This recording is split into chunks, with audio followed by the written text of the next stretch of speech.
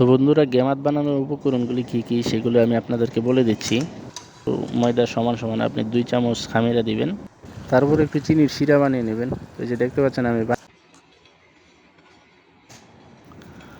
Hello বন্ধুরা, আসসালামু আলাইকুম। সবাই কেমন আছেন? আশা করছি সবাই ভালো আছেন।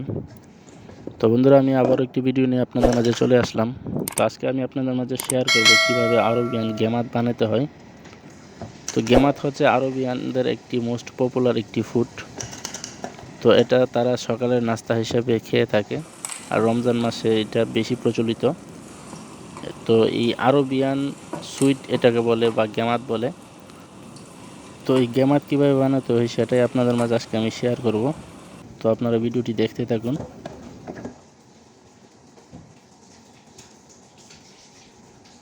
তো বন্ধুরা, গেমাত বানানোর আগিনাটা কীভাবে বানাতে হয় সেটা আমি আপনাদের মাঝে শেয়ার করতে পারিনি। আমার কাছ থেকে এগুলো মিসিং হয়ে গেছে, বাট কোনো সমস্যা নেই, আমি আপনাদেরকে বুঝিয়ে দিচ্ছি ক্লিয়ারভাবে। তো আপনারা দেখতে পাচ্ছেন আমি অলরেডি গেমাত বানানো শুরু করে দিয়েছি। তো আমি আশা করব যারা গেমাত বানাতে আগ্রহী তারা এতটুকু অন্তত বুঝতে পারবেন যে আমার আগিনাটা দেখে কতটুকু পরিমাণ নরম করতে হবে। আগিনা মানে হচ্ছে কাই, মানে আমি আরবিতে বলতেছি। আমার আগিনাটা দেখে কতটুকু পরিমাণ নরম করতে হবে তারা সেটা বুঝতে পারবেন, এটা আমি আশা করছি। তো আশা করি আপনারা বুঝতে পারছেন।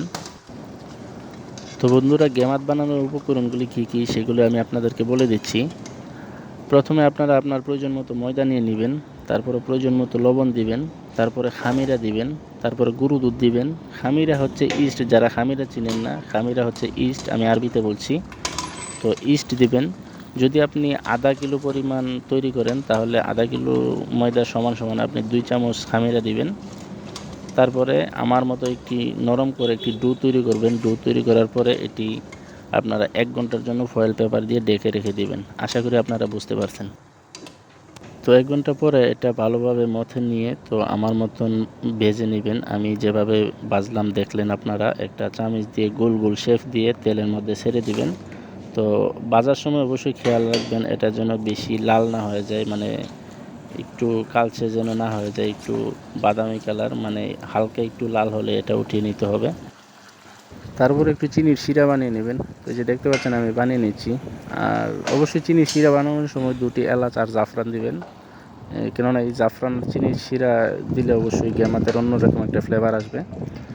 তো এগুলি হয়ে গেলে আপনারা এই গেমাতের উপরে এই শিরাটা দিয়ে তারপর উপরে একটু গয়লা ছিটিয়ে দিয়ে সার্ভ করবেন। আশা করি আপনারা বুঝতে পারছেন।